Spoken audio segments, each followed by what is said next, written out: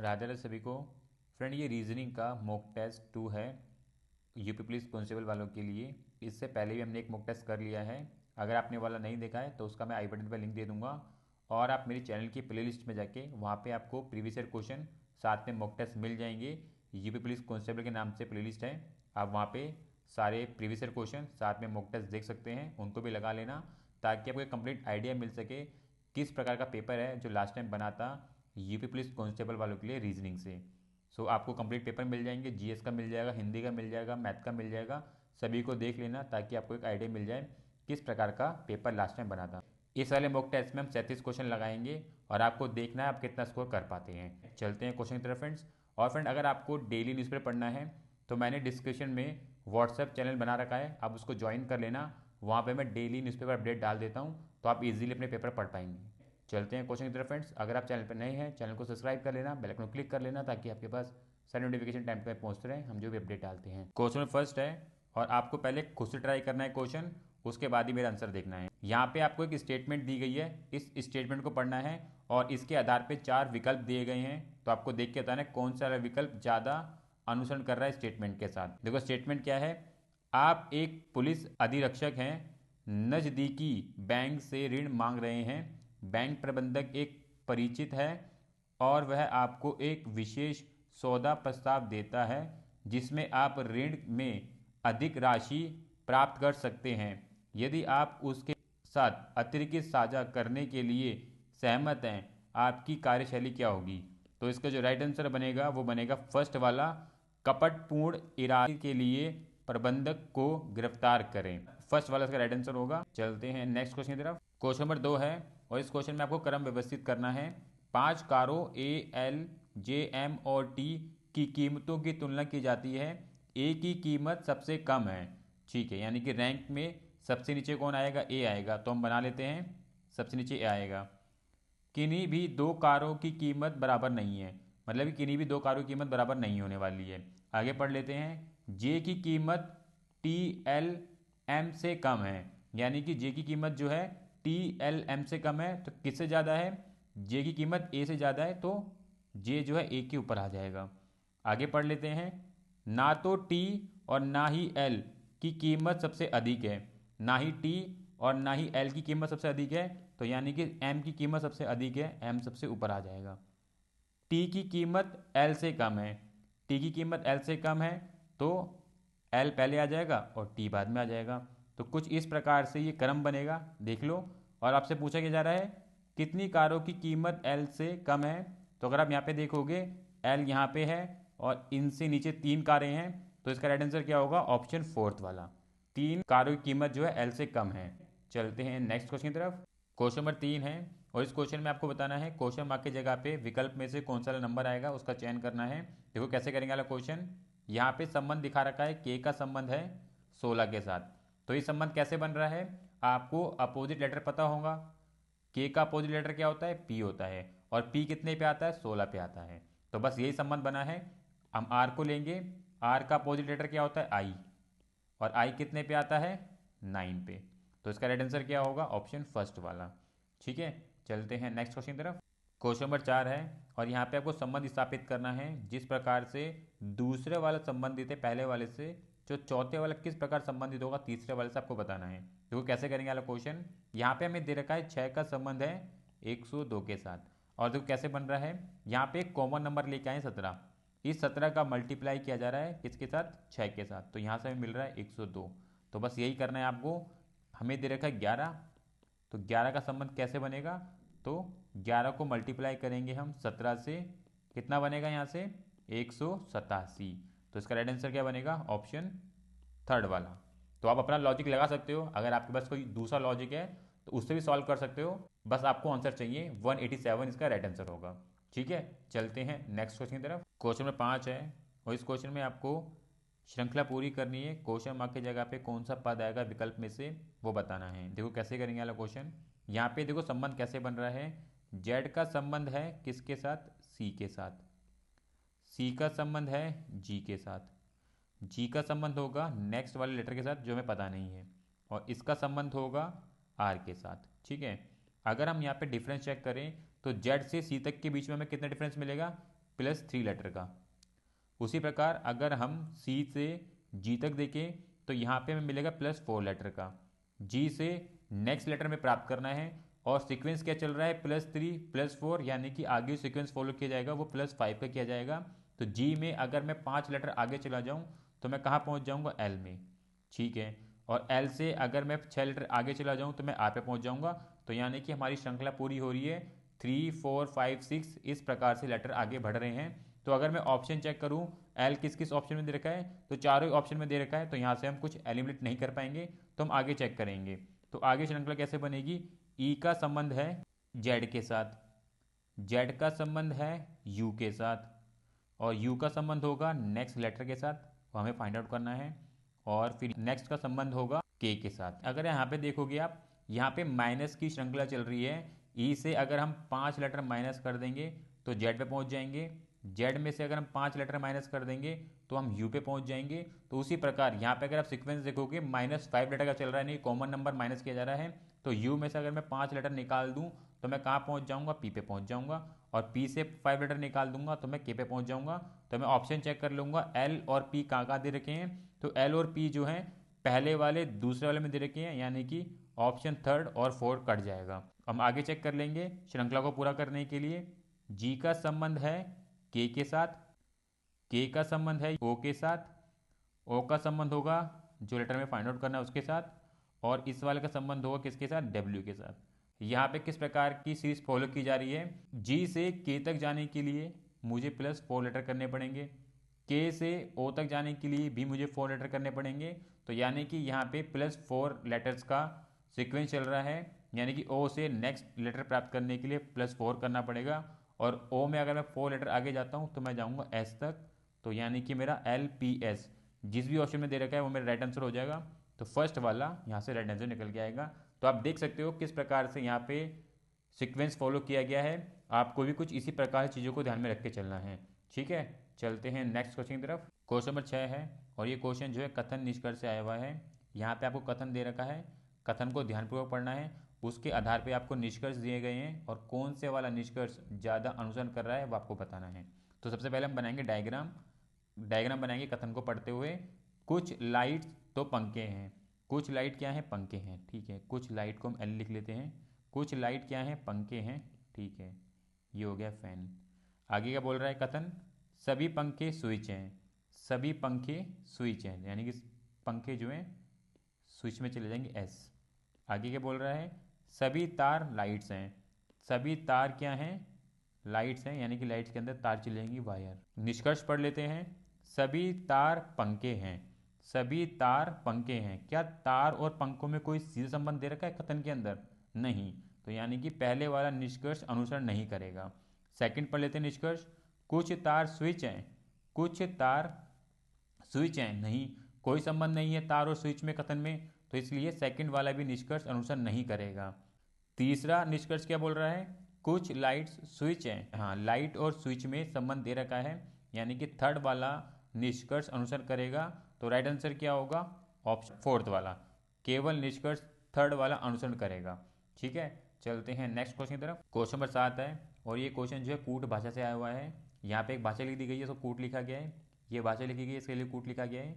तो आपको बताना इस वाली भाषा के लिए क्या कूट बनेगा, वो आपको फाइंड आउट करना है। देखो कैसे बनेगा कूट, यहाँ पे देखो लास्ट के लिए इन्होंने कूट लिखा है NCQR, और ये कूट कैसे बना है, अगर L में मैं 2 लेटर ऐड कर दूं तो मैं N तक पहुंच जाऊंगा। उसी प्रकार A में अगर मैं 2 लेटर ऐड कर दूं तो मैं C तक पहुंच जाऊंगा। S में अगर मैं 2 लेटर माइनस कर दूं तो मैं Q पे आऊँगा। उसी प्रकार T में अगर मैं 2 लेटर माइनस करूं तो मैं R पे आ जाऊंगा। तो यहाँ पे आप सीक्वेंस देख सकते हो, +2 +2 -2 -2। तो इसी संबंध को हमें यूज़ करना है जंप में, JUMP में, और हमें अपना कूट मिल जाएगा। तो क्या करना पड़ेगा, J में हमें 2 लेटर ऐड करेंगे तो हमें मिलेगा क्या, हमें मिलेगा L। उसी प्रकार U में 2 लेटर ऐड करेंगे तो हमें क्या मिलेगा, हमें मिलेगा W। और M में अगर हम 2 लेटर माइनस कर दें तो हम कहाँ जाएंगे, हम पहुँचेंगे K के पास। और P में 2 लेटर हम माइनस करेंगे तो हम कहाँ पहुँचेंगे, N पे। तो इस प्रकार से हमारा कूट निकलेगा LWKN, और इसका राइट आंसर क्या होगा? ऑप्शन फर्स्ट वाला। चलते हैं नेक्स्ट क्वेश्चन की तरफ। क्वेश्चन नंबर 8 है और इस क्वेश्चन में आपको संबंध स्थापित करना है। जिस प्रकार से पहले वाले बॉक्स का संबंध दूसरे वाले से है, तो वही संबंध तीसरे वाले बॉक्स का चौथे वाले के साथ होना चाहिए। तो कौन से वाले विकल्प का चयन किया जाए? देखो इसका राइट आंसर क्या बनेगा। यहाँ पे पहले वाले बॉक्स में हमें 2 वर्टिकल लाइन दे रखी है, और जब ये वाली वर्टिकल लाइन दूसरे वाले बॉक्स में जाती है तो 3 हॉरिजॉन्टल लाइन लेके आती हैं। तो हम यही संबंध लगाएंगे। तीसरे वाले बॉक्स के अंदर 3 वर्टिकल लाइन दे रखी हैं, तो ये 3 वर्टिकल लाइन जाएंगी, पर इनके साथ 4 हॉरिजॉन्टल लाइन आ जाएंगी। तो इस प्रकार से यह आकृति पूरी होगी। ऑप्शन 4 इसका राइट आंसर होगा। ठीक है, चलते हैं नेक्स्ट क्वेश्चन की तरफ। क्वेश्चन नंबर 9 है और यहाँ पे आपको श्रृंखला पूरी करनी है। क्वेश्चन मार्क की जगह पे कौन सा नंबर आएगा विकल्प में से देख के बताना है। देखो कैसे करेंगे वाला क्वेश्चन। यहाँ पे हमें नंबर दे रखा है 410, 210, 110, 60, 35, क्वेश्चन मार्क। यहाँ पे कौन सा नंबर आएगा आपको बताना है। देखो संबंध कैसे बन रहा है। 410 से 210 के बीच में डिफरेंस कितना मिलेगा? 200 का। 210 से 110 के बीच में डिफरेंस मिलेगा 100 का। 100 से 60 के बीच में डिफरेंस कितना मिलेगा? -50। बेसिकली माइनस सब में हो रहा है ये। ठीक है, 60 से 35 के बीच में क्या डिफरेंस आ रहा है? 25 का। और नेक्स्ट वाला हमें निकालना है क्या होगा।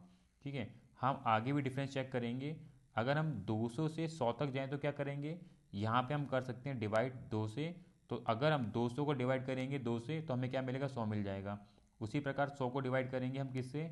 2 से, तो हमें 50 मिल जाएगा। 50 को डिवाइड करेंगे 2 से तो 25 मिल जाएगा। तो 25 को हम डिवाइड करेंगे किससे? 2 से, तो हमें कितना मिलेगा? हमें मिलेगा 12.5। और 12.5 को अगर हम माइनस कर दें 35 से तो हमें कितना मिलेगा? 22.5। तो राइट आंसर क्या बनेगा? ऑप्शन फोर्थ वाला। ठीक है, चलते हैं नेक्स्ट क्वेश्चन की तरफ। क्वेश्चन नंबर 10 है और ये क्वेश्चन जो है कूट भाषा से आया हुआ है। यहाँ पे एक भाषा लिखी गई है यू कैन गो, इसके लिए ये कूट यूज़ किया गया है। उसी प्रकार यू कम इनसाइड, इसके लिए वाला कूट यूज़ किया गया है। और यहाँ पे ही कैन गो इनसाइड, इसके लिए वाला कूट यूज़ किया गया है। आपको बताना है ही शब्द के लिए कौन सा वाला कूट होगा, वो आपको ढूंढना है। तो अगर आप यहाँ पे देखोगे ही जो एक बारी आया है तो आपको ईजिली ही का कूट मिल जाएगा। अगर आप कैन गो और इनसाइड का कूट निकाल दो तो कैन और गो है वो पहले वाले के अंदर यूज़ किया गया है। कैन और गो यहाँ पे मिल जाएगा। तो अगर आप देखोगे NA और RE, इनमें से कोई आपको कैन के लिए और गो के लिए होने वाला है, यानी कि NA और RE ये कट जाएगा क्योंकि ये कैन और गो के लिए यूज़ होने वाला है।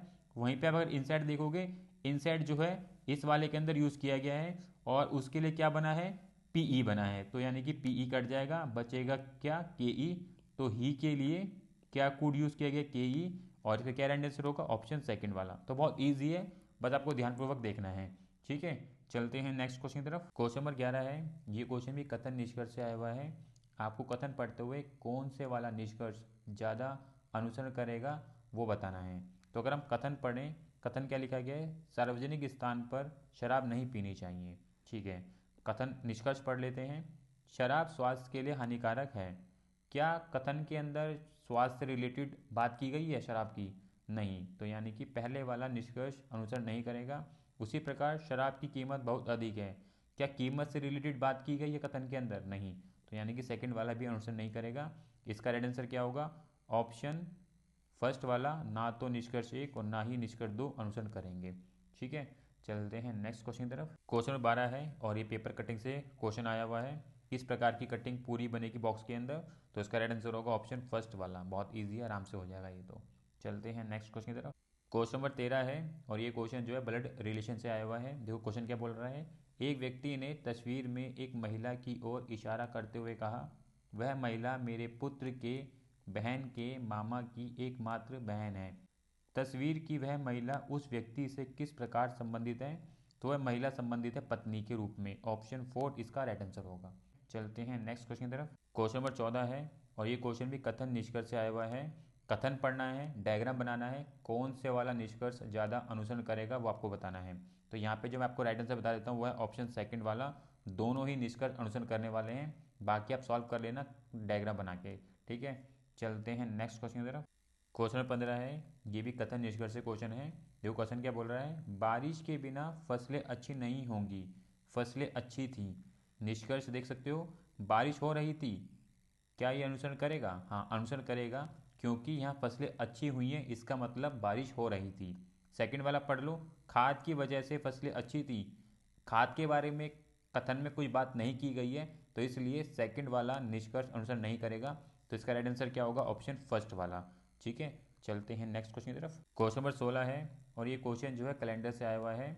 यहाँ पे आपको बताना है, यदि कल गुरुवार था तो आज से 73 दिन पहले सप्ताह का कौन सा दिन था?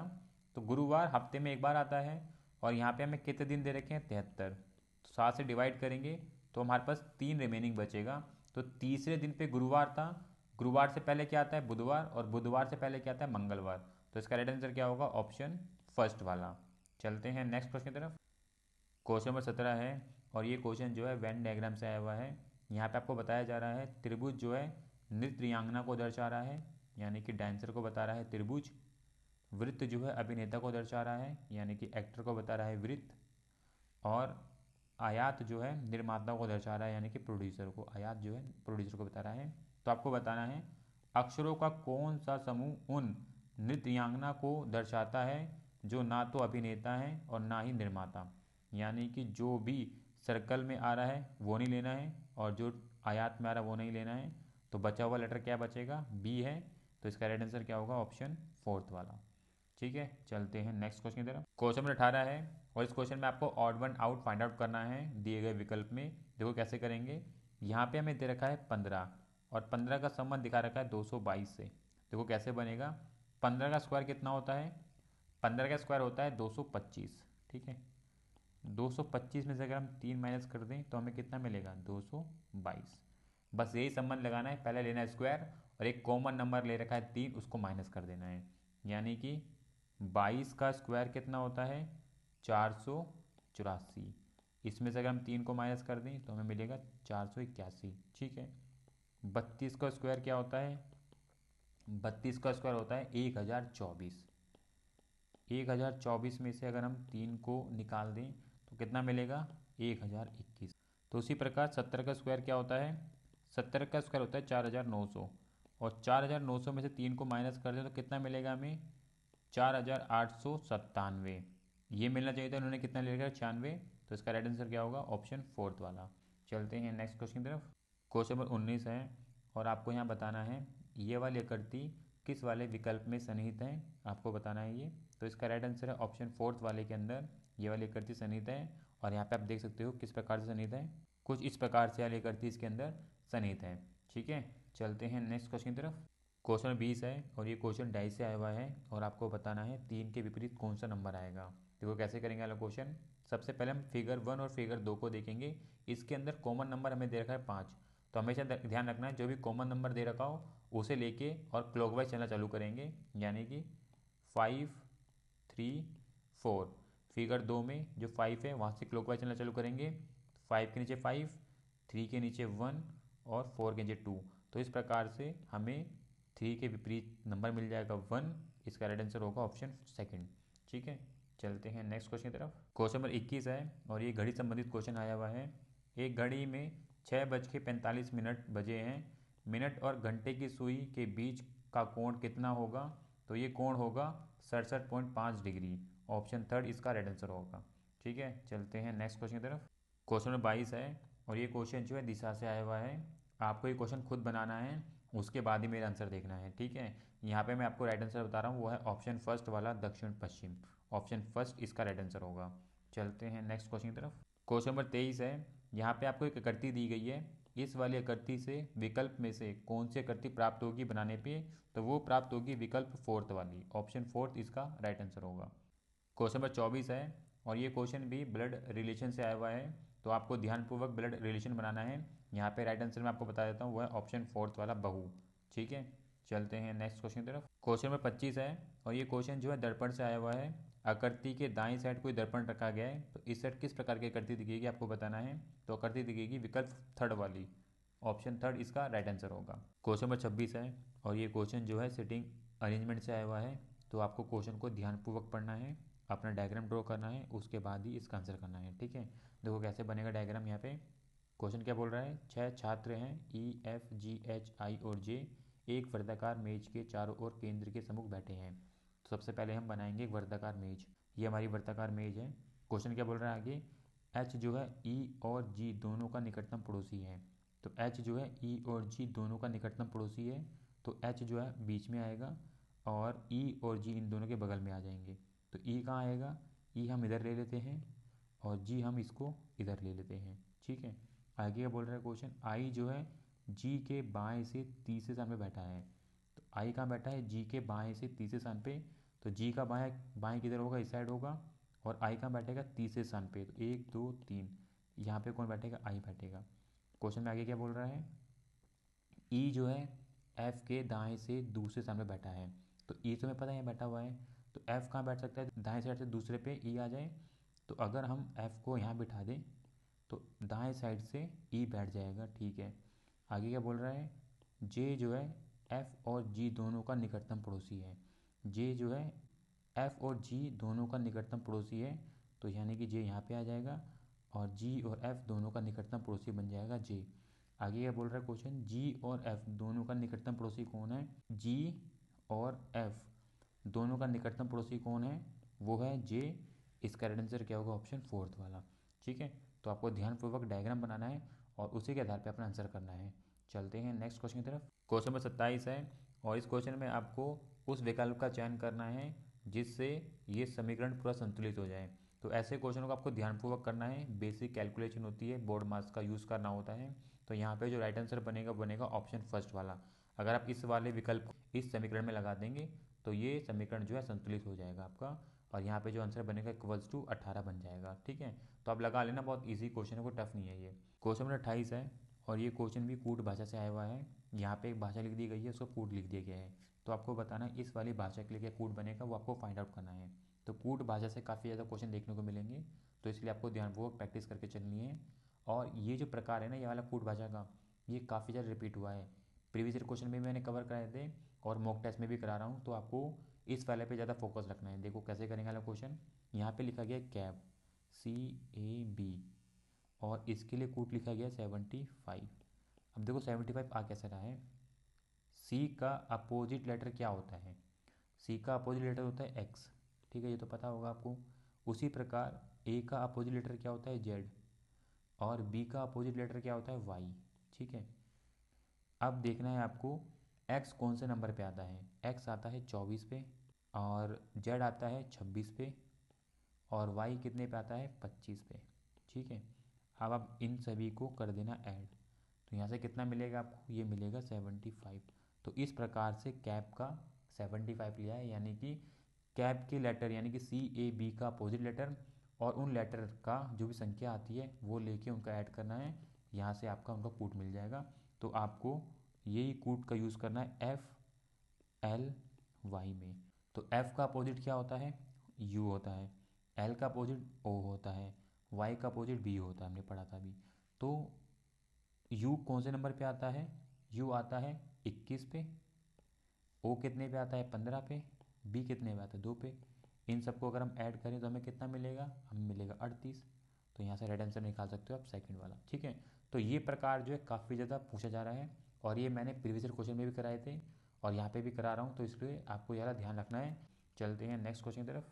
क्वेश्चन नंबर 29 है और इस क्वेश्चन में आपको बताना है अंग्रेजी वर्णमाला क्रम के अनुसार डॉल्फिन शब्द में आगे और पीछे दोनों दिशाओं में अक्षरों के ऐसे कितने युग्म हैं जिनके बीच उतने ही अक्षर हैं जितने अंग्रेजी वर्णमाला क्रम अनुसार में होते हैं।